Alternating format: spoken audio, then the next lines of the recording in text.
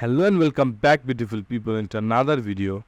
In this video I'm going to show you how you can split your screen in Windows 10. First you need to check this it is enabled or not in your Windows.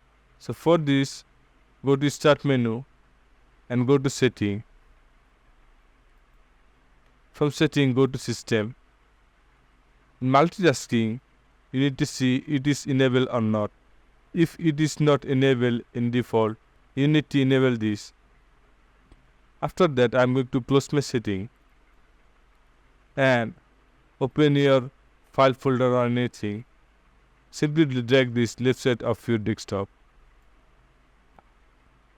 Now you can see in here, there another software and folder is open. So I am going to select this one.